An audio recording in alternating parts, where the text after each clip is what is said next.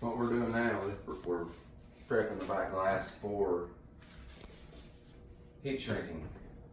What I do a dry shrink method, which what I do is I take regular ivory soap and rub it all over the back glass and then let it dry. And what that does, that creates a film that keeps the tint from sticking to the glass. It'll let it float. That way you can shrink it evenly and it relaxes the tint more instead of giving it stress points whenever you heat shrink it. It's a big back window. The better to see you with. If you need on this side, I'll switch sides. I'm getting ready to. You can see he's just got a bar of soap in his hand, so he's just using ivory soap.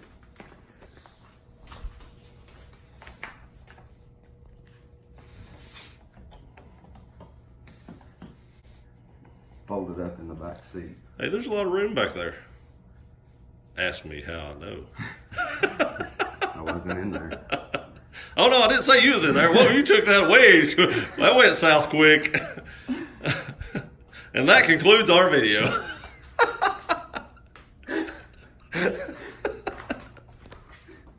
Okay, so now we got the big roll out for the back glass, and we're gonna measure out 51 inches and cut it for the back glass. Now I won't be able to videotape part of this because I'm gonna help him set it on the back glass, but I'll show you him cutting it out. And it's not a safety knife. We don't use safety knives on this channel. We use switchblades and anything dangerous. All right. This is a gear channel. All right, gotta help set on. Okay, what we're doing next is he's gonna wet this paper towel and run it one strip across the back of the tent to tack it to the glass to stop it from moving. That way he can work with it. Put your hand on it right there to keep it from moving. So I'll leave it up. Right here? Yeah. Look how much work I'm doing. I'm gonna charge him.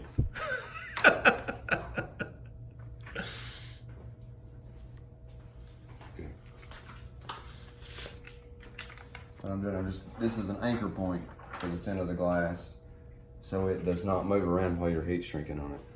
So we're fixing to heat shrink this is what we're gonna do.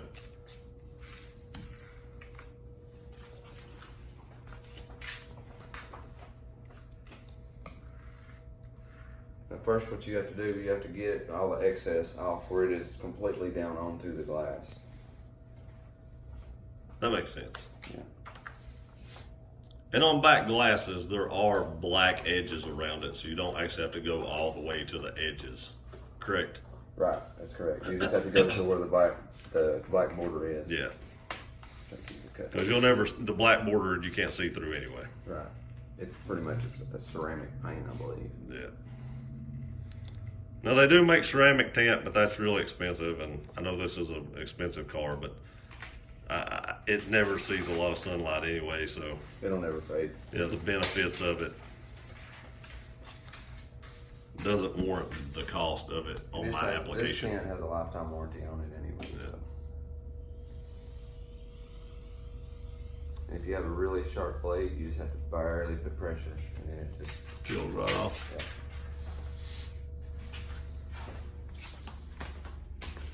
Paul's gonna charge me extra for having to work around me.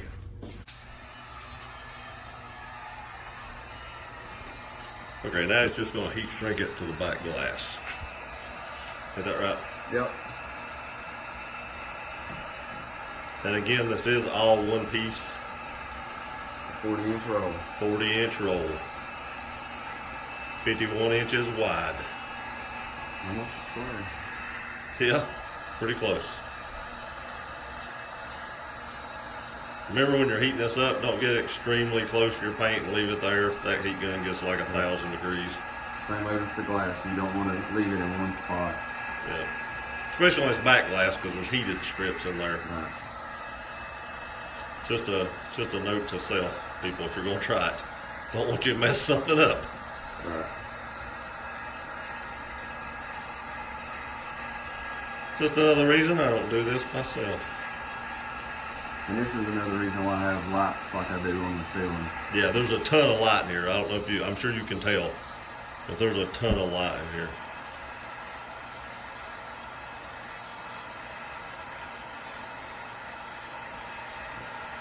You can see it just seals right It down. just lays down. Yeah.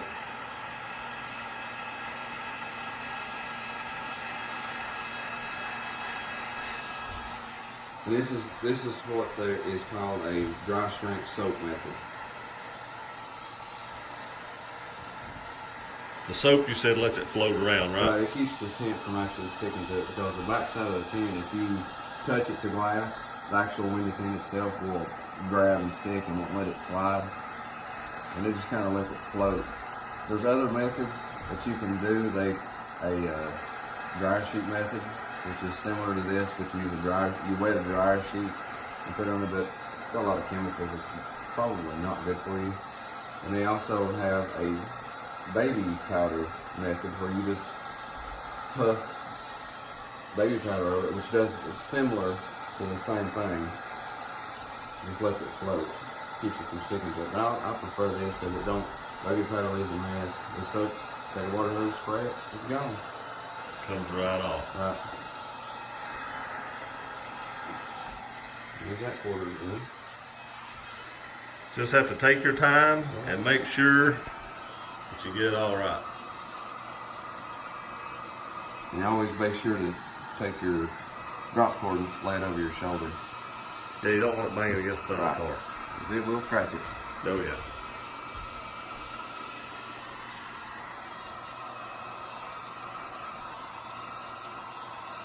I'm assuming that it probably wouldn't do enough damage that you couldn't paint correct it with some scratch X, but that's just extra step you need to take just to avoid extra work later on down the road. Right. And that's why I try not to actually lay on the car as well. Because you never know, belt buckle, something like that. Yeah.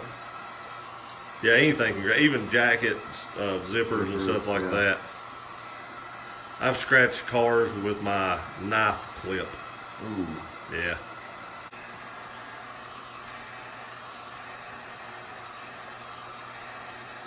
If you don't want to hold it in one spot on the tint, it'll belt it and draw it up too much. It'll kind of singe it. Yeah. You just want to keep it moving. Right. So this just pretty much fits it to the back glass. Right. It just forms it, and then after it's formed, then you have to trim it to the black. So it's probably 1.5 inches, 2 inches bigger than it needs to be. But you do that in case you have because it's easy to singe the edges. Yeah. And if you singe the edges, it's getting cut off anyway. You got something to cut off here. It makes sense. What I actually do is I'll do a dry shrink, and then after I get done with the dry shrink and I'm acceptable with it, I go back and do a wet shrink, which is similar to the same thing, except you spray it down with water and stick it down. And a wet shrink, you'll actually get a few more fingers out of it, which will, if you don't do that, you'll have fingers pop up because it's not shrunk enough. Makes sense. So the wet shrink is what we did to the side glass when we filmed that. And you see those little squiggly lines. So this ain't doing the squiggly parts. Yeah. And there's also another version of this method. Instead of I just done a horizontal anchor. Yeah. People do what they call an H method. They do that and then anchor the edges too. But I think it gives you more flow side to more side. shrinking surface if you don't, because if not, like right at the corner of the H, you'll have a hard time getting enough shrink on a lot of cars. This one's not too bad it's a fairly flat back glass, but generally you get one that's this size, it's going to have a lot of shrink to it, but this one's not bad. That's what I like to hear. Not bad. The biggest concept of doing this heat shrinking is it's like putting a piece of paper over a basketball. You know, you just can't. Yeah. Because it forms two different directions. It rolls this way and this way. Like It makes sense. That's a good way to explain it, actually. Right. And that's why Beetles is one of the worst cars you could try to tint. Because the back glass is pretty much a basketball. That's what Rob Motive and Edge Every Day wants to have. So yeah, I've never done a Volkswagen Beetle back glass, and I prefer not. But if Rob and Edge get one, then they want you to. In the same aspect, I'd like to try it to see if I could do it. Yeah. All right, people, I'm going to go ahead and tell you, you'll probably never see one of those on the channel. Not on this one. If you go check out Rob Motive and Edge Every Day, they'll have one, but not this guy. I don't think you could fit in one, Andy. Probably not. A lot of people don't know this, but at one time, whenever I bought the Mustang, I'd actually thought about buying a Mini Cooper S. I knew that one. Yeah. Caught a lot of flack off that. I'm glad I went with the Mustang. Yeah, it's a good choice. Haven't divulged that to everyone. Edge knew that, and Rob might have knew that. I don't remember. But,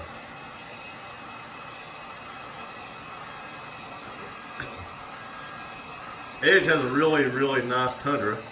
If y'all don't watch him, he's got a really nice Tundra. It looks a lot like mine. And Rob drives an El Camino, so go check him out.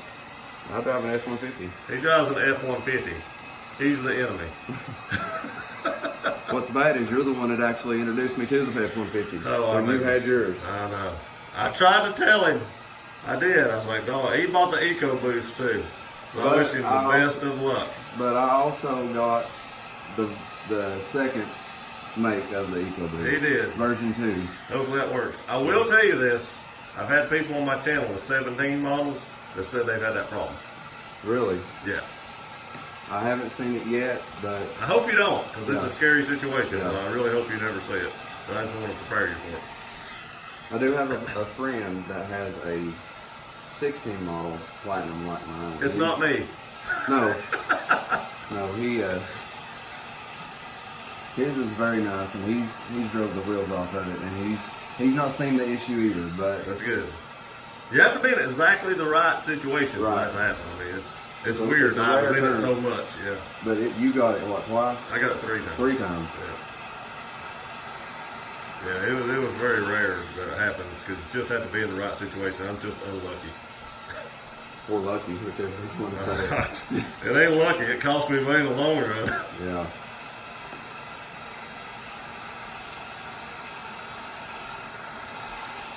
But I may actually review Paul's F-150. It is a really nice truck. I'm obviously not against Fords because this is my Mustang, of course. But I have sworn off F-150s. But he does have a very nice F-150 and has offered me to review it. And I've not drove a new EcoBoost, so we may review that on the channel coming up. You might today. Possibly. Depends on what time, how light it is outside. All right. Well, that's the dry shrink. Now what I'll do is I'll let it cool off. That way it don't get too much heat in the glass. I guess we'll be back in a few. Sounds good. Okay, what he did now is just pull it up, sprayed some solution on it, and he's just squeegeeing out a wet shrink. Yeah, doing the wet shrink. We were talking, and I was like, I'm not videotaping this. But he's just kind of squeegeeing out the water right now. It's underneath it. This is the last thing the car needs done. Everything's done beside this. If you follow me on Instagram, you've already seen a picture of the side glass and the front windshield. If you don't follow me on Instagram, Gear Runner. Selfless plug. It's my channel.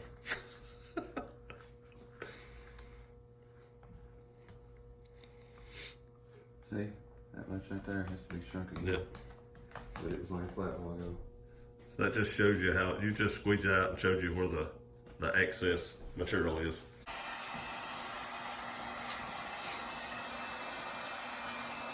Now it's just wet shrinking it to the back glass, getting all the excess material out so it lays down flat.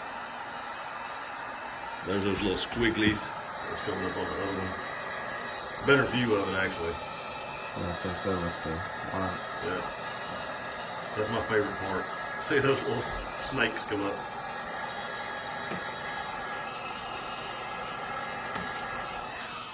Again, you just want to make sure you take your time and get all the water and get all the excess material.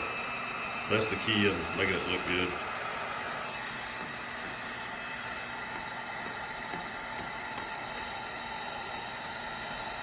Anytime you're doing it, heating fingers like that, they have to be perfectly Straight vertical, up down. straight up and down, or they won't shrink correctly. See, I'll just heat a little bit and I'll move it over, and then it's a fresh finger. Makes sense. There was quite a bit of excess material there Right, from but what it- you did it the first time. The dry shrink. Now you can imagine if you would have just stuck it on like in, you'd have that much extra and it would have fingered up something awful. Would have creased it, would have started all over. And you can't do this on the inside No. because you'll melt Everything. Yeah, you'll melt everything.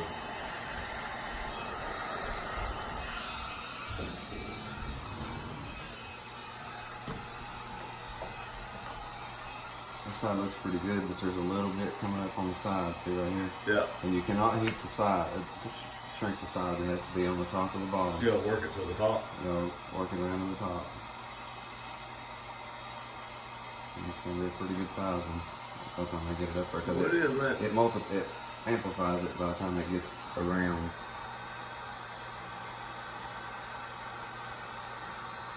Yeah, it got a lot bigger than it was.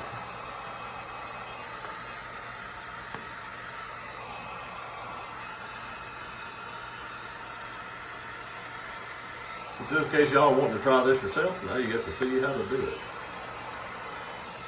We are not reliable or responsible for anything you may No. or may not do to your car. Just a clause. Try this at your own risk. Right. Or pay somebody to do it like I do. Because I don't want to try this. I'll jack it up.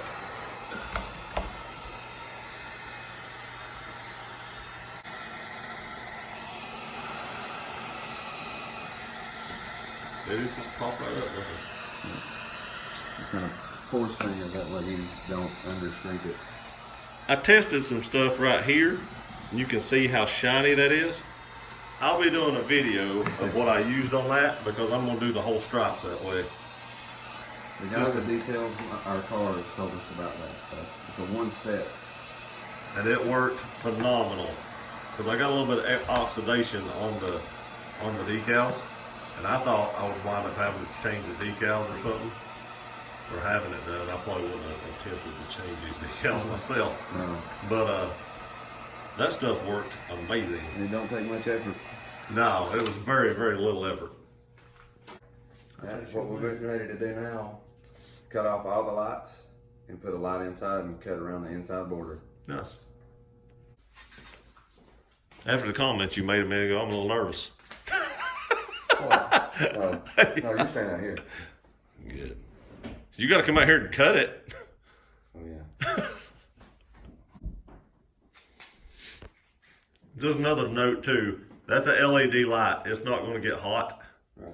If you got one like the regular, It will melt your interior. yeah, what's that called? The Incandescent. yeah, the incandescent light, but it's a shop light.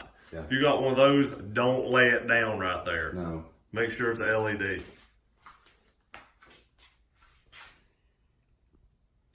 Nice, just trimming around the black edge. About a 1/4 inch extra. Yeah, give it a little bit extra because you got room in there to do extra, so you might as well. Right. That way you don't have to be as picky about it. Yeah. It's going to be a slow process. You got to cut and move, cut and move. They actually make a light. That's the width of that. It's a flexible LED strip. Yep. It works well for that.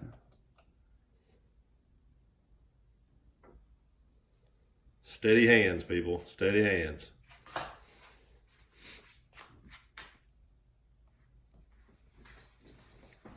If you hear that, another tip, if you're going to do this, you hear that where he's retracting the knife blade. When you're getting in your car or somebody else's, it's always a good idea to retract the knife blade. Yeah. You know, accidents happen, but if you got the knife blade retracted, it's less likely to happen. And that's not something I asked him to do. That's just something he's been doing, and I noticed it. Just reflex. Yeah, because the last thing you want to do is jack up somebody's leather interior or cloth and any interior. Actually, you just don't want to put a big cut in their interior because that would really suck for you and them. So just be courteous and And I'm not putting a lot of pressure, just enough to cut through the film. yeah.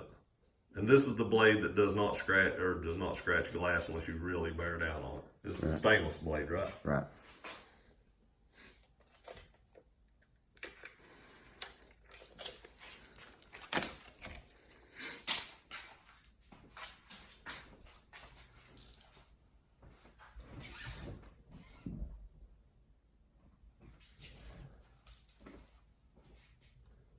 getting close to the finished project. And then in 3 days, I can roll down the windows. It won't make no difference because in 3 days, I still won't have driven this car again. Yeah, I'll come back and cut around that in a minute. Around that. defroster Yeah. parts. Yeah, you have to cut around these right here. That's your defroster piece. You just have to cut around those. And that stuff tears really easy. You just have to get it at the right angle. It's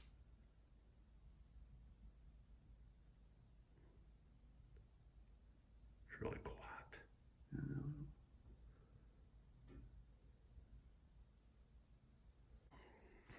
Let me hold it up there? Yeah, hold it. All right, I'm gonna pause this. We'll be right back. We're just gonna finish cutting it out. So I'm gonna hold this up here so you can see.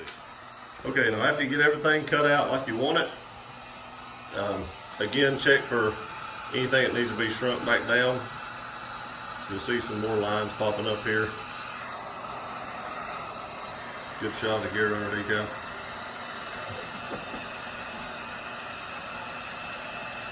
Rotate it till it's straight up now. Yeah. So like I said, we're just going to finish this up, and I'll be back as soon as we get all this sprinkled up, because you've seen us do this already, so I'm not going to film all this. As soon as we get ready to do something else, we'll be right back. Okay, so we're just taking it off now to prep it to be put on the inside.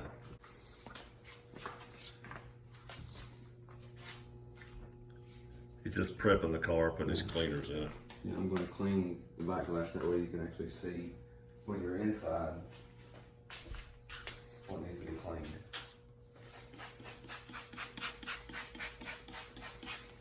He's just getting the soap off of it now, making sure it's all clear so you can see through it. Okay, what he's doing now is he's putting towels over where the deck speakers are in the back. That way, if any water or anything happens to run down, it does not actually get down into the speakers. You don't want water standing on your speakers or anything like that. And now he's just going to clean the inside of the glass, really well with the stuff that takes off any kind of grease or anything that may be on it, fingerprints, oil off your hands, any kind of armor all or anything like that, just like he did on the side glasses.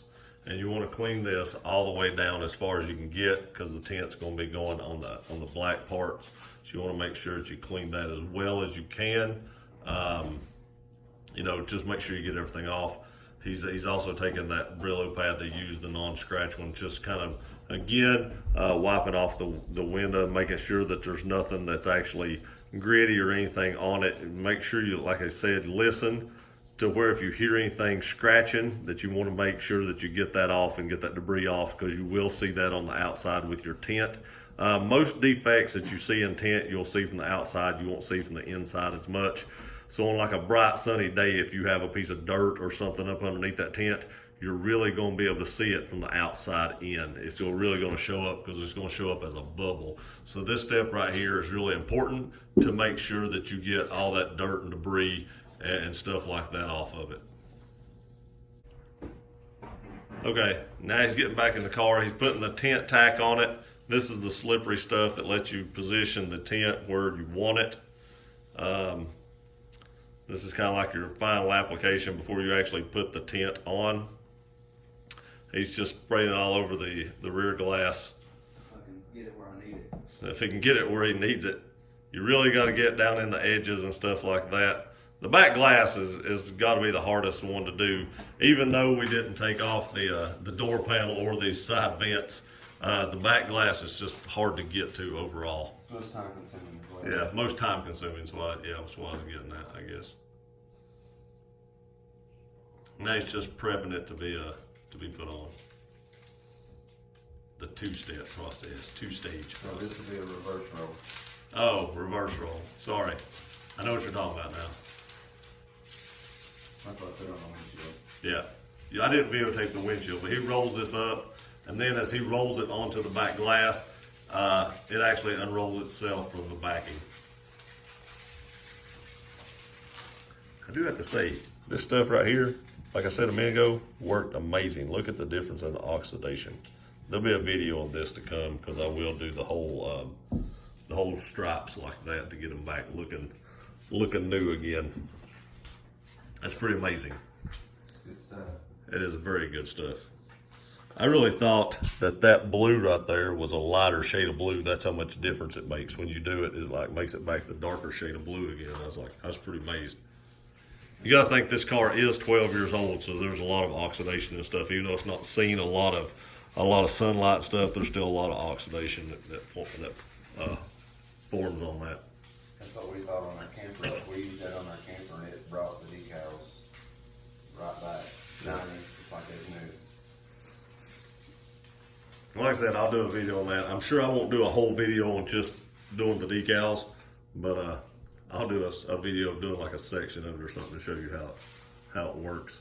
Because you all are not going to want to watch me do the entire car or the entire decals on this car. I'll show you before and after.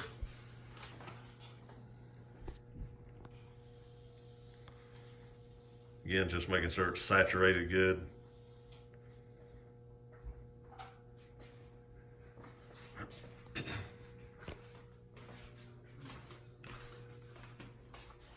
You can see it's cut out for the back glass. It's got the cutouts in it already and everything.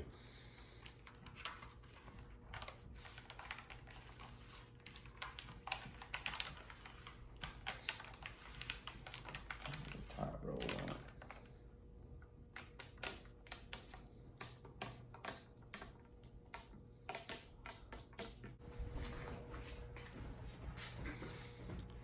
Moment of truth.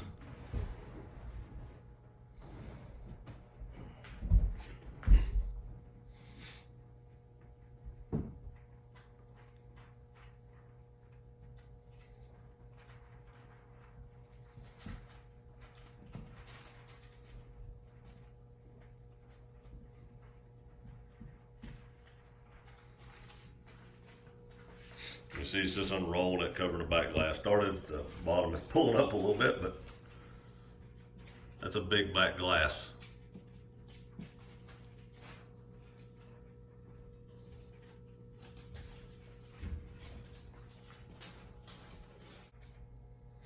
Right now it's just fitting it up. You got to make sure you got your outlines right here where your cutouts are. Make sure it's fairly centered. So in case y'all didn't hear him, I could hear him. He says squeegeeing out by hand the most he can, get most of the air out of it as possible before you put a squeegee on it. That way there's just less to squeegee out in the end. Look how quick it just sticks down when he hits out with that squeegee. I mean, it's just immediately just stuck.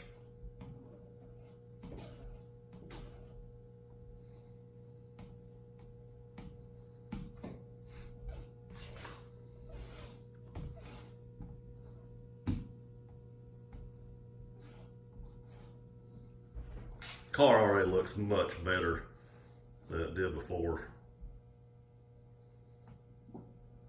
You have to have the right squeegees for this as well. That takes a deep squeegee back here because you know the way the glass is made with the angles with the back.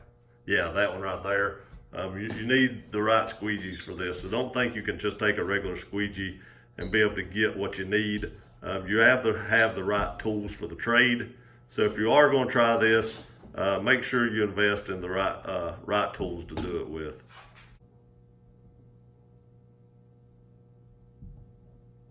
It's amazing just how quickly that water just is gone. It just sticks down.